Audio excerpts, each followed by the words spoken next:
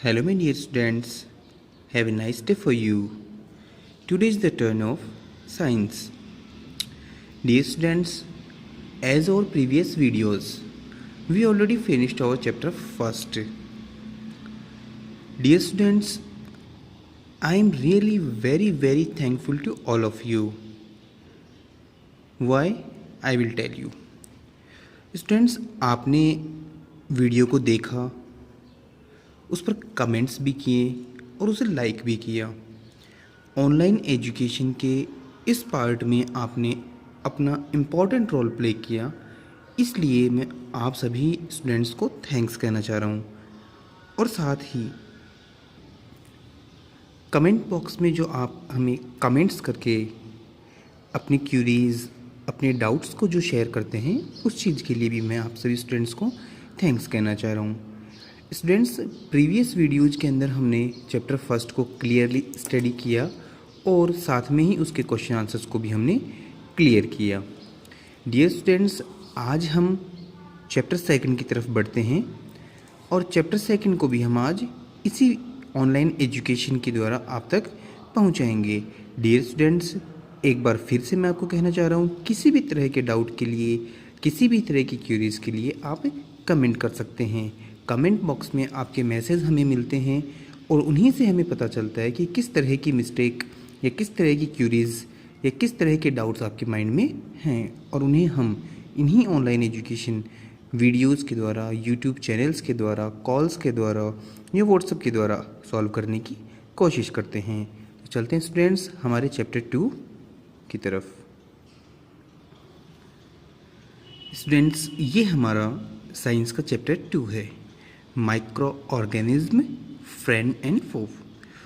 Means क्या है इसका? माइक्रो ऑर्गेनिज्म, सूक्ष्म जीव हमारे फ्रेंड हैं या फिर enemy.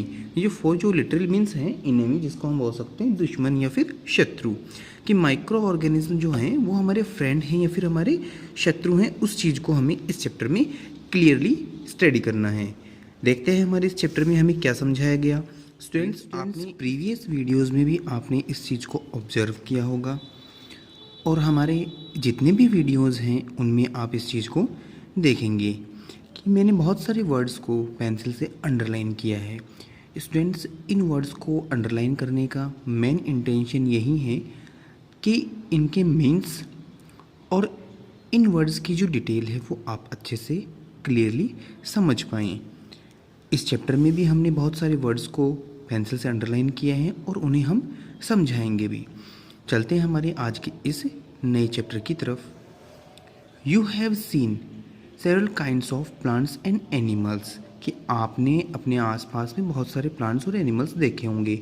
However there are other living organism around us which we normally can not see. और साथ में इसने क्या कहा कि ये प्लांट्स और एनिमल्स हैं, लेकिन ऐसे भी कुछ जीव हैं, लिविंग ऑर्गेनिज्म हैं, जिनको हम क्या करते हैं, which we normally can not see, जिनको हम आसानी से नहीं देख सकते। आई मीन दैट जो हमें हमारी आंखों से दिखाई नहीं देते। होते हैं लिविंग ऑर्गेनिज्म, लेकिन हम उनको हमारी आंखों से देख नहीं सकते। मीन्स बिना किसी इंस्ट्रूमेंट के, बिना किसी लेंस के उन्हें हम माइक्रोस्कोप के बिना नहीं देख सकते हैं। These are called microorganism और माइक्रोब्स। और जब इनको हम हमारी आंखों से आसानी से नहीं देख सकते, बिना माइक्रोस्कोप की हेल्प से, बिना लेंस की हेल्प से, तो इन्हें हम बोलते हैं माइक्रो ऑर्गेनिज्म। बिल्कुल छोटे, माइक्रो का मतलब होता है बिल्कुल छोटा, जिसे हम देख नहीं सकते। ऑर्गेनिज्म का मतलब आपको पता है, जीवित।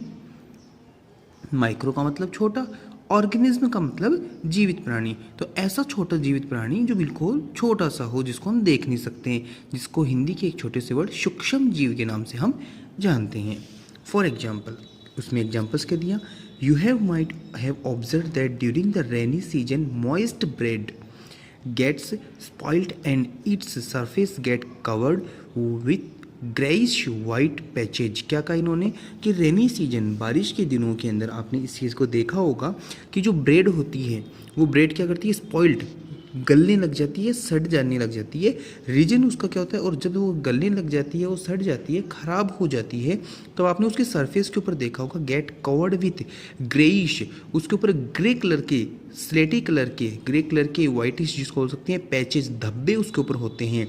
ऑब्जर्व दीज पैचेज, अगर इन धब्बों को हम ध्यान से देखते हैं through a magnify glass, magnify glass का मतलब हुआ जिसको हम बोलते हैं लेंस, जिसे हम आवर्धक लेंस बोल सकते हैं, जो मार्केट में मिलते हैं, उस मैग्नीफाई ग्लास से अगर हम उसको देखते हैं, जो छोटी चीज़ों को बड़ा करके हमें दिखाता है वो मैग्नीफाई ग्लास, उस मैग्नीफाई ग्लास से अगर हम इनको देखते हैं तो क्या होता है, you will be see tiny black rounded structure, तो आपको छोटे, टाइनी का मतलब होता है छोटे, है ना, छोटे आपको कैसे दिखाई देंगे, ब्लैक, काले कलर के राउंड गोल गोल स्ट्रक्चर, गोल गोल आपको स्ट्रक्चर या रचनाएं आपको दिखाई देंगी।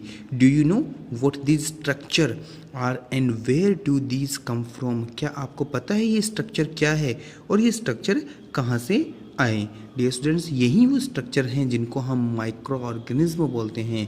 वहीं हमारा अब नेक्स्ट टॉपिक है माइक्रो ऑर्गेनिज्म। चलते हैं हमारे इस मेन टॉपिक की तरफ जिससे जुड़ा हुआ ये हमारा पूरा चैप्टर है। माइक्रो ऑर्गेनिज्म के अपने इस टॉपिक को शुरू करने से पहले स्टूडेंट्स यहाँ पर एक्टिविटी 2.1, एक्टिविटी 2.2 दे रखा है। एक्टिविटी 2.1 में इन्होंने क्या दिया, collect some moist soil from the filled in a beaker and water to it. After the soil particles have settled down, observe a drop of water from the beaker under the microscope. What do you see?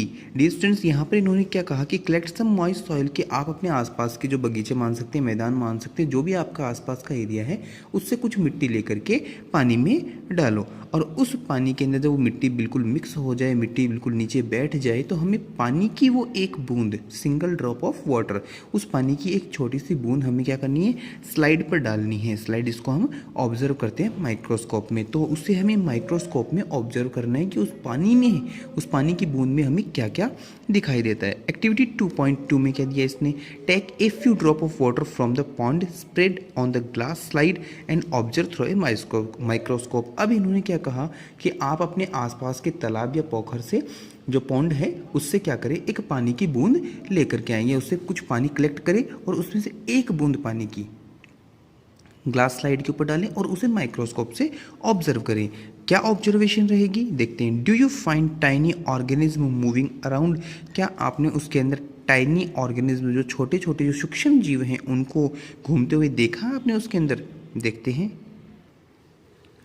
These observations show that water and soil are full of tiny organisms, though not all of them fall into the category of microbes. क्या कहा इन्होंने, देखो कि इन activities को हम देखते हैं और साथ में जब वाटर ड्रॉप्स को हम ऑब्जर्व करते हैं किसमें, माइक्रोस्कोप में, तो पता चलता है उसके अंदर बहुत सारे टाइनी जो ऑर्गेनिज्म है वो उसमें हैं। और साथ में इन्होंने क्या कहा, तो not all of the fall in the category of microbes, इन सभी को हम क्या करते हैं कि माइक्रोब्स जो है ना उनकी कैटेगरी में नहीं रख सकते। क्या बोलते हैं, these microorganism and microbes are so small in size then can not be seen with the unaided eyes. क्या कहा इसने कि ये माइक्रो ऑर्गेनिज्म इतने छोटे होते हैं, इतने सूक्ष्म होते हैं, जिनको हम हमारी आंखों से, मतलब बिना किसी इंस्ट्रूमेंट के, अनएडेड आइज का मतलब बिना किसी इंस्ट्रूमेंट के, बिना किसी माइक्रोस्कोप के, बिना मैग्नीफाई ग्लास के हम इनको नहीं देख सकते। सम ऑफ दीज सच एज, जिनके अंदर से कुछ क्या है, जैसे fungi that grows on bread, fungi जिसको हम बोल सकते हैं, वो फंगस जिसको हम बोल सकते हैं, वो फंगस किसके ऊपर, ब्रेड के ऊपर ग्रो कर रहे हैं, ब्रेड के ऊपर जो पनप रहे हैं ना, उनको हम फंगस बोलते हैं।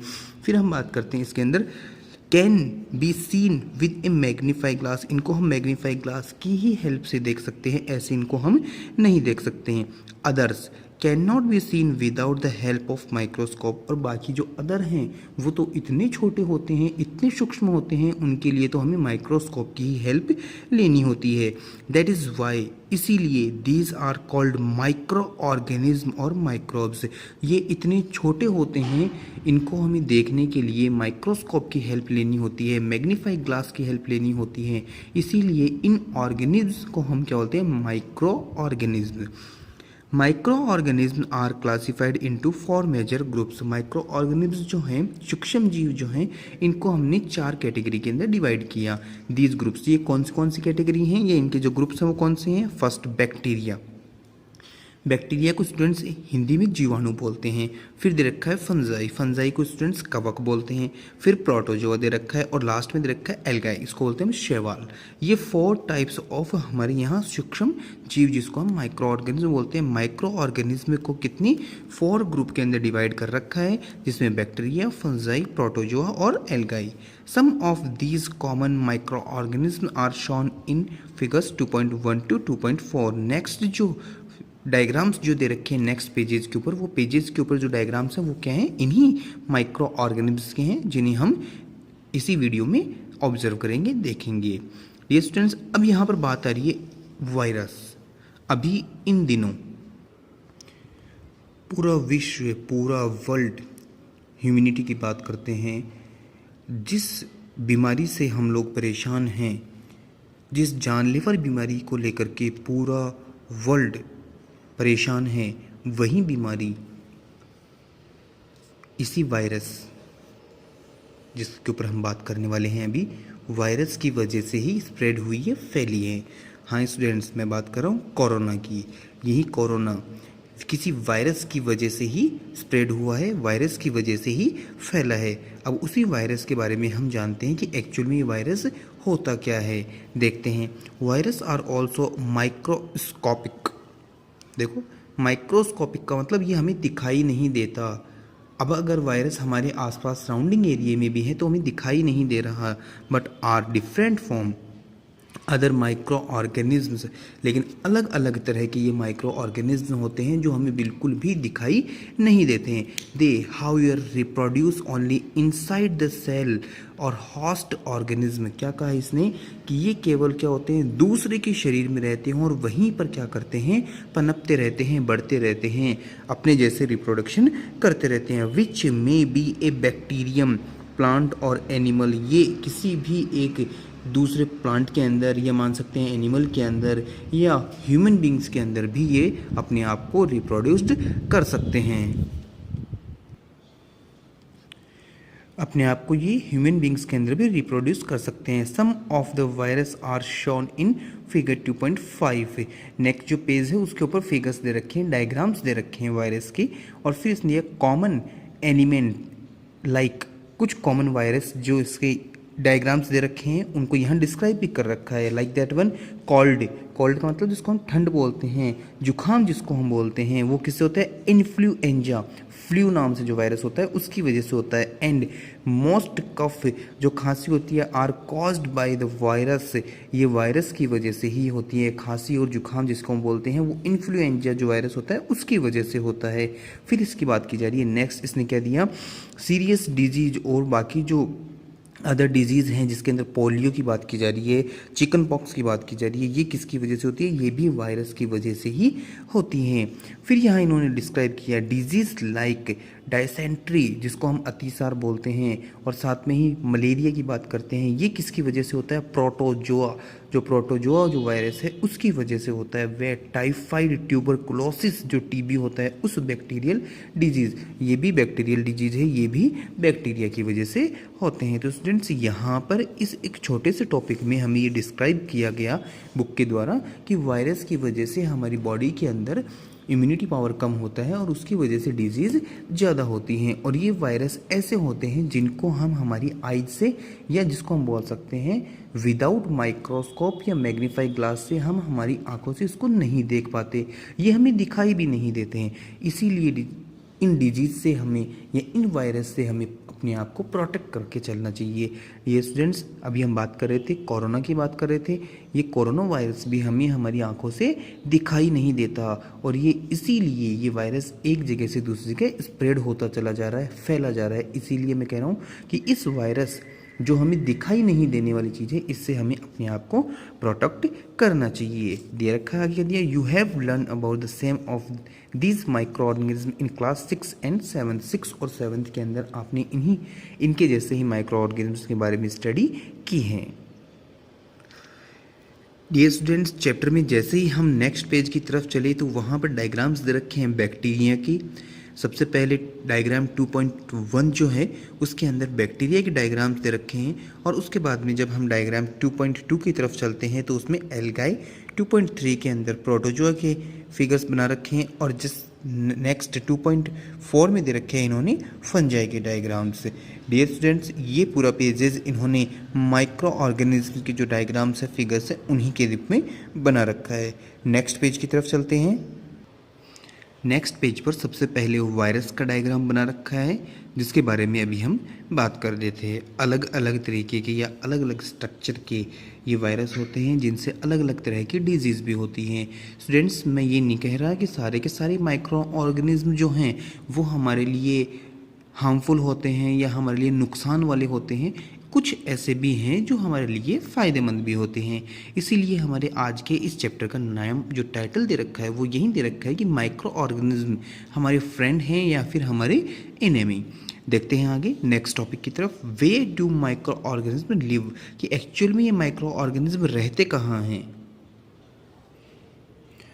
Micro organism may be single celled like bacteria, some algae and protozoa, or multicellular such as many algae and fungi। Micro organism की बात की जा रही है जिनके अंदर इन्होंने कहा सिंगल सेल का मतलब जिनकी सिंगल सेल से स्ट्रक्चर्स बनी होती है उनकी बात करते हैं, जिसके अंदर बैक्टीरिया, फिर इसमें सम एल्गाई भी और प्रोटोजोआ भी शामिल है, और मल्टी सेल्यूलर जो एक तरह से मान सकते हैं जिनकी सेल्स की जो क्वांटिटी है वो ज़्यादा होती हैं, उनके अंदर इन्होंने बता रखा है कुछ एल्गाई जो शैवाल होते हैं वो भी होते हैं, और साथ में कुछ फंजाई भी होते हैं। They live in all type of environment, ये हर एक तरह के एनवायरनमेंट में रह सकते हैं। फिर इसने रखा है ragging from ice called climate, जिसके अंदर इन्होंने क्या रखा है कि ये हर एक तरह के एनवायरनमेंट में या हर एक तरह की जो कंडीशंस होती है उसके अंदर ये रह सकते हैं। ये क्लाइमेट ठंडे के अंदर आइस कोल्ड क्लाइमेट में भी रह सकते हैं, हॉट गर्म क्लाइमेट के अंदर भी रह सकते हैं। डेजर्ट एंड मॉर्सिलन, ये रेगिस्तान में और साथ में दलदल वाले एरिया में भी रह सकते हैं। They are also found inside the bodies of animals including humans, और ये जानवरों के शरीर में यहाँ तक कि इंसानों ह्यूमंस बॉडी के अंदर भी ये रहते हैं। Some microorganism grow on other organism while other exist freely, और साथ में ही इन्होंने क्या कहा कि कुछ ऐसे माइक्रो ऑर्गेनिज्म भी हैं जो ग्रो करते हैं अदर ऑर्गेनिज्म, मतलब दूसरे के शरीर में रह करके भी ये अपने आप को फ्रीली वहाँ पर डेवलप्ड कर सकते हैं। तो ये हमने यहाँ पर इस टॉपिक में समझा कि माइक्रो ऑर्गेनिज्म एक्चुअल में रहते कहाँ हैं। नेक्स्ट हमारा जो टॉपिक है वो क्या है, माइक्रो ऑर्गेनिज्म एंड अस, कि हमारे साथ में माइक्रो ऑर्गेनिज्म जो ट्यूनिंग है वो कैसी है, ये हमारे फ्रेंड्स होते हैं या फिर हमारे enemy. Microorganism play an important role in our life, हमारी लाइफ के अंदर, हमारे जीवन के अंदर इनका इम्पॉर्टेंट रोल है। Some of them are beneficial in many ways where some others are harmful and cause disease. क्या कहा इन्होंने कि कुछ माइक्रो ऑर्गेनिज्म हमारे लिए क्या होते हैं, बेनिफिशियल, हमारे लिए फ़ायदेमंद होते हैं, बहुत सारे तरीके से ये हमारा फ़ायदा भी करते हैं। वेर जबकि सम अदर्स आर हार्मफुल, और कुछ माइक्रो ऑर्गेनिज्म ऐसे होते हैं जो क्या होते हैं, डिजीज़ फैलाते हैं, बीमारी फैलाते हैं और हमारे लिए नुकसानदायक भी हैं। Let us study about them in detail, चलो इनके बारे में हम डिटेल में स्टडी करते हैं। Friendly micro organism, actually friendly micro organism का मतलब हुआ कि ये माइक्रो ऑर्गेनिज्म जो है वो हमारे फ्रेंड हैं। Microorganism are used for various purpose, microorganism जो सूक्ष्म जीव हैं उनको हम अलग अलग तरीक़ों से यूटिलाइज करते हैं, काम में लेते हैं। They are used in the preparation of curd, bread and cake. Microorganism जो हैं उनको हम यूटिलाइज करते हैं, यूज करते हैं किसमें, कर्ड बनाने में, ब्रेड बनाने में और केक बनाने में। Micro organism have been used for the production of alcohol since ages, और प्राचीन काल से बहुत सालों पहले से ही माइक्रो ऑर्गेनिज्म को यूज़ किया जा रहा है किसमें, एल्कोहल बनाने में। तो स्टूडेंट्स यहाँ पर क्या कहा गया कि माइक्रो ऑर्गेनिज्म हमारे फ्रेंड्स भी हैं। देखते हैं कैसे। They are also used in cleaning of the environment, environment को क्लीन करने में, स्वच्छ रखने में भी माइक्रो ऑर्गेनिज्म यूटिलाइज है। कैसे, for example the organic wastage, जो हमारे कार्बनिक जो एक तरह से वेस्टेज हैं, ऑर्गेनिक वेस्टेज जो हैं जिसके अंदर वेजिटेबल्स की जो छिलके हैं, रिमेन्स ऑफ एनिमल्स, एनिमल के जो अवशेष हैं, फिशेज जिसको हम विस्टा बोल सकते हैं, मलमूत्र जिसको बोल सकते हैं, are broken down into the harmless and usable substance by bacteria. क्या कहा इन्होंने, इन सब चीज़ों को एक तरह से डिकम्पोज करके, इनको अपघटित करके ये जो बैक्टीरिया जो होते हैं वो हमारे लिए क्या होते हैं, फ़ायदेमंद बनाते हैं। Recall that bacteria are also used in preparation of medicine, और कई बैक्टीरिया ऐसे भी हैं जिनका यूटिलाइज हम क्या करते हैं, मेडिसिन बनाने के अंदर भी करते हैं। In agriculture they are used to increase soil fertility by fixing nitrogen, और बैक्टीरिया क्या करते हैं, लैंड ज़मीन के अंदर फर्टिलिटी को भी क्या करते हैं, बढ़ाते हैं, फर्टिलिटी को भी क्या करते हैं, वो इंक्रीज़ करते हैं। इसका मतलब ये बैक्टीरिया जो होते हैं, यही माइक्रो ऑर्गेनिज्म जो होते हैं, इनमें से कुछ माइक्रो ऑर्गेनिज्म, कुछ बैक्टीरिया हमारे लिए क्या करते हैं, फ़ायदेमंद भी होते हैं। डियर स्टूडेंट्स, अब हम इस नेक्स्ट टॉपिक के अंदर प्रिपरेशन ऑफ कर्ड या ब्रेड की प्रिपरेशन को पढ़ते हैं। क्या दिया इसके अंदर, देखो, making of curd and bread, bread और कर्ड कैसे बनती हैं। You have learn in class 7th that milk is turn into curd by bacteria. Class 7th के अंदर इस चीज़ को आपने स्टडी किया है कि कैसे कर्ड बनता है, दही, दूध से दही बनने की जो प्रिपरेशन थी, जो प्रोसेस थी, वो आपने इसके अंदर क्लास 7th में पढ़ ली है। एक बार फिर से उसके ऊपर हम फोकस करते हैं। I saw that my mother added a little curd to warm milk to set curd for the next day. I wondered why. ये यहाँ पर क्या बात की जा रही है कि इनकी जो मम्मी है वो गर्म दूध के अंदर, गुनगुना जो दूध होता है, ना ज़्यादा गर्म ना ज़्यादा ठंडा, उस दूध के अंदर वो थोड़ा सा दही मिलाते हैं, जिससे नेक्स्ट डे, दूसरे दिन क्या होता है, दही जम जाता है। उसको देख करके ये सरप्राइज होती है, ये ऐसा कैसे हो गया, देखते हैं। Curd content several micro organism, दही जो होता है उसमें बहुत सारे माइक्रो ऑर्गेनिज्म होते हैं। Of these the bacterium lactobacillus, कौन से होते हैं, lactobacillus, promotes the formation of curd, और जिसकी वजह से पूरे दही बनने की जो प्रोसेस होती है वो कंप्लीट होती हैं। It multiplies in milk and convert into curd, जो मिल्क के अंदर मल्टीपल्स हो जाते हैं, मिल्क के अंदर जाकर के और ज़्यादा लैक्टोबैसिलस बैक्टीरियम बन जाते हैं, और जिसके अंदर कंप्लीटली क्या होते हैं, वो मिल्क को कर्ड में कन्वर्ट कर देते हैं। Bacteria are also involve the making of cheese, और बैक्टीरिया को यूटिलाइज किया जाता है किसके अंदर, चीज़ बनाने के अंदर। Pickles and many other food items, pickles का मतलब अचार, और भी बहुत सारे फूड आइटम्स हैं, उनको बनाने में हम बैक्टीरिया को यूटिलाइज करते हैं। एंड इम्पॉर्टेंट इंग्रेडिएंट जिसको हम बोलते हैं रावा, जिसको सूजी बोलते हैं, idli and bhatura is curd, इन सभी चीज़ों को बनाने के लिए हम लोग क्या करते हैं, दही को संगठित करते हैं। कैन यू गैस वाई, क्यों करते हैं, bacteria and yeast are also helpful for formation of rice, idlis and dosa batters. क्या कहा इन्होंने कि जो बैक्टीरिया होते हैं वो, बैक्टीरिया और यीस्ट जो है वो क्या करते हैं, चावल के आटे, जो चावल का जो आटा होता है ना, जिसको हम फर्मेशन बोलते हैं, उसके अंदर क्या करते हैं, किण्वन, फर्मेशन का मतलब उसको और ज़्यादा अपघटित करते हैं, और ज़्यादा उसको तोड़ने के लिए बनाते हैं, जिससे हम क्या बोलते हैं, अच्छा सा एक तरह से मान सकते हैं कि इडली और डोसा हम उससे बना पाते हैं। वो किससे होता है, चावल के आटे से, और चावल के आटे को और ज़्यादा अपघटित करने के लिए, डिकम्पोज करने के लिए हमें बैक्टीरिया और यीस्ट की ज़रूरत होती है। स्टूडेंट्स, यहाँ पर एक छोटी सी एक्टिविटी दे रखी है, देखते हैं उसके अंदर हम, और इसमें भी यूटिलाइज किया जा रहा है माइक्रो ऑर्गेनिज्म का। टेक हाफ kg फ्लोर, जिसके अंदर आटा या मैदा की बात की जा रही है। ऐड सम शुगर्स, इसके अंदर कुछ चीनी मिला रहे हैं। मिक्स विद वार्म वाटर, गर्म पानी के साथ में इसको हम मिक्स कर रहे हैं। Add a small amount of yeast powder and knead to the make a soft dough, कि इसको हम सॉफ्ट करने के लिए, इसके जो सॉफ्ट कर बनाने के लिए हम इसमें यीस्ट पाउडर मिक्स कर रहे हैं। Would do you observe after 2 hours, did you find the डम फ्राइज, 2 घंटे बाद में जब हम इसको ऑब्जर्व करते हैं तो क्या होता है स्टूडेंट्स, 2 घंटे बाद में जब हम इसको ऑब्जर्व करते हैं तो इसके अंदर जो क्वांटिटी है, जो मैदा और आटे की है, वो क्वांटिटी भी बढ़ जाएगी, और ये जो क्वांटिटी बढ़ाने के साथ साथ में इसे क्या करेंगे, सॉफ्ट भी कर देंगे। एक्चुअल में होता कैसे, देखते हैं।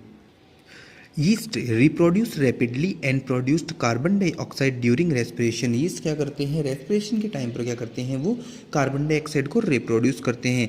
Bubbles of the gas, gas के जो बबल्स हैं, उन गैस के बबल्स की वजह से होता क्या है, fill the dough of increase its volume, जिसकी वजह से जो भी हमारा आटा या मैदा होता है उसकी क्वांटिटी बढ़ जाती है।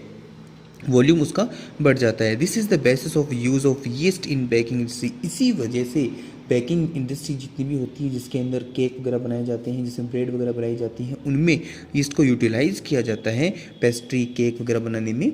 इसीलिए यीस्ट को यूटिलाइज़ किया जाता है ताकि उससे वही जो आइटम्स हैं, बनने वाला आइटम सॉफ्ट भी हो और उसकी क्वांटिटी को भी बढ़ाया जा सके। स्टूडेंट्स, आज के इस वीडियो में हमने माइक्रो ऑर्गेनिज्म के बारे में स्टडी किया और माइक्रो ऑर्गेनिज्म के बारे में हमने अभी तक इसके फ़ायदे के बारे में स्टडी किया और साथ में ही इससे होने वाले डिजीज़ जो हैं उनके बारे में भी हमने स्टडी किया। नेक्स्ट जो टॉपिक हमारा है commercial use of micro organism, इसे हम नेक्स्ट वीडियो में लेकर के आएंगे। तब तक के लिए डियर स्टूडेंट्स, आज का ये वीडियो यहीं तक का। और इसमें एक चीज़ जो मैंने आपको क्लियरली समझाई है वायरस के बारे में, कि वायरस हमें या सूक्ष्म जीव जिसको हम बोलते हैं, माइक्रो ऑर्गेनिज्म जिसको हम बोलते हैं, जो हमें हमारी आंखों से दिखाई नहीं देते without any type of instrument. बिना इंस्ट्रूमेंट के, बिना माइक्रोस्कोप पे, मैग्नीफाई ग्लास के हम इनको नहीं देख सकते, हमें ये नहीं दिखाई दे सकते। इसलिए इनसे हमें अपने आप को बचा करके रखना है। इसलिए डियर स्टूडेंट्स, कोविड-19 जो है, कोरोना महामारी जो है, वो भी एक वायरस की वजह से ही फैली हुई है। उस वायरस को हम देख नहीं सकते हमारी आंखों से, इसलिए उसके प्रोटेक्शन के लिए हमें अपने आप को केयरली प्रोटेक्ट करके चलना है। मास्क को यूटिलाइज करना है, सोशल डिस्टेंसिंग को भी हमें हमारी लाइफ के अंदर फॉलो करना है। नेक्स्ट वीडियो नेक्स्ट टॉपिक के साथ में होगा। तब तक के लिए have a nice day. Once again thank you so much. Dear students, chapter 2 हमने शुरू किया, कुछ टॉपिक्स को हमने स्टडी किया, लेकिन आपके कमेंट्स के अंदर एक कमेंट्स मुझे स्टूडेंट्स का मिला जिसमें ये कहा गया कि 6 नंबर का क्वेश्चन जो चैप्टर 1 से रिलेटेड है, what is irrigation, describe 2 methods of irrigation which conserve water, ये प्रीवियस वीडियो में नहीं हो पाया था। तो स्टूडेंट्स, एक बार फिर से इस क्वेश्चन का आंसर्स मैं आपके सामने इसी वीडियो के साथ में रख रहा हूँ, जिसके अंदर क्वेश्चन पूछा गया व्हाट इज़ इरिगेशन, की एक्चुअल में खेतों में सिंचाई की जो व्यवस्था है वो क्या होती है। Describe 2 methods of irrigation which conserve water, और पानी को बचाए रखने के साथ साथ में हमें इरिगेशन के 2 मेथड बताने हैं। तो इसका आंसर मैं आपको इसी वीडियो में बता रहा हूँ। सबसे पहले स्टूडेंट्स, इरिगेशन की हेडिंग लगानी है और हमें इरिगेशन की जो डेफिनेशन है वो लिखनी है। The supply of water to crops at regular intervals is called irrigation. ये हमें उसकी डेफिनेशन सबसे पहले लिखनी है, जिसके अंदर वापस से रीड करके बताता हूँ। The supply of water to crops at regular interval is called irrigation. और उसके बाद के अंदर हमें मॉडर्न मेथड्स ऑफ इरिगेशन, यहाँ से इस क्वेश्चन के आंसर को हमें शुरू करना है, जो आपकी बुक के पेज नंबर 9 के ऊपर क्लियरली डिफाइन किया हुआ है, जिसके अंदर हमें स्प्रिंकलर जो सिस्टम है उसे कम्प्लीटली राइट डाउन करना है और साथ में ही ड्रिप सिस्टम है उसे भी हमें कम्प्लीटली राइट डाउन करना है। एक बार इसे हम पढ़ लेते हैं। मॉडर्न मेथड्स ऑफ इरिगेशन, जिसमें modern methods of irrigation help us to use water economically, कि इसके अंदर हम पानी को अच्छे से यूटिलाइज कर सकते हैं। और इकोनॉमिकली का मतलब हुआ कि पानी को कंजर्व कर सकते हैं, हम बचा सकते हैं। The main methods use are follow, जिसके अंदर sprinkler system, this system is more useful on the uneven and land where the sufficient water is not available, कि एक ऐसी जगह पर भी हम इसको यूटिलाइज कर सकते हैं जहाँ पर पानी की व्यवस्था सफिशिएंट या पर्याप्त नहीं होती है। द परपेंडिकुलर पाइप्स, इसके अंदर पाइप्स जो होते हैं परपेंडिकुलर्स होते हैं, हैविंग रोटेटिंग नोजल्स, उनके अंदर नोजल्स लगे होते हैं जो घूमने वाले नोजल्स होते हैं टॉप के ऊपर, are joint the main pipeline, उनको मेन पाइपलाइन से जॉइंट करते हैं एट द रेगुलर इंटरवल से, मतलब एक निश्चित डिस्टेंस के ऊपर उनको हम यूटिलाइज करते हैं। When water is allowed to the flow through the main pipes under the pressure with the help of pump, it escape from the rotating nozzles, it gets sprinkler on the crops as if it is raining. Sprinkler is very useful for lawns, coffee plantation and several other crops. क्या कहा इन्होंने कि जैसे ही उस main pipeline से pressure होता है, उस प्रेशर के हिसाब से वो नोजल से पानी स्प्रेड होता है, जैसे ऐसे लगता है कि जैसे बरसात हो रही हो, फ्लोरिंग जिसको हम बोल सकते हैं, एक स्प्रे के रूप में पानी निकलता है, जो किसके अंदर फ़ायदेमंद होता है, कैसे क्रॉप्स के अंदर, लॉन्स के अंदर, कॉफ़ी प्लांटेशन वाली जो क्रॉप्स होती है उनमें काफ़ी फ़ायदेमंद होता है और इसके अंदर हम पानी को भी कंजर्व कर सकते हैं, बचा सकते हैं। सेकेंड इसमें मेथड बता रखा है ड्रिप सिस्टम। इस ड्रिप सिस्टम में क्या दिया, in this system The water falls drop by drop directly near the roots, so it is called drip system. It is the best technique for water fruit plantation, garden and trees. Water is not wasted at all. It is the boon in the regions where the availability of water is poor. क्या कहा गया है इसने कि इसके अंदर plant की जो रूट्स होती है उस रूट्स के बिल्कुल पास में क्या होता है, पानी की पाइपलाइंस होती है, और उन पाइपलाइंस के साथ में ड्रॉप बाय ड्रॉप पानी की बूंदें उसके अंदर निकलती हैं, जिससे पानी को बिल्कुल भी वेस्ट नहीं किया जाता, और साथ में ही पानी का कंजर्वेशन के साथ साथ में उस एरिए तक पानी को काफ़ी अच्छे तरीके से पहुंचाया जा सकता है। और ये बूंद माना गया, एक वरदान माना गया उस एरिए के लिए जिसके अंदर पानी की कमी होती है। स्टूडेंट्स, यहाँ हमने जो रिमेनिंग हमारा क्वेश्चन नंबर 6 चल रहा था उस क्वेश्चन नंबर 6 का आंसर आपके सामने रखा है। आप इसे clearly neat and clean hand writing में अपनी फेयर नोटबुक में कर लीजिएगा। डियर स्टूडेंट्स, इसी के साथ में चैप्टर फर्स्ट आपका कंप्लीट हुआ और सेकंड चैप्टर को हम ऑलरेडी शुरू कर चुके हैं। नेक्स्ट वीडियो में नेक्स्ट टॉपिक के साथ में होंगे। तब तक के लिए have a nice day. Once again thank you so much.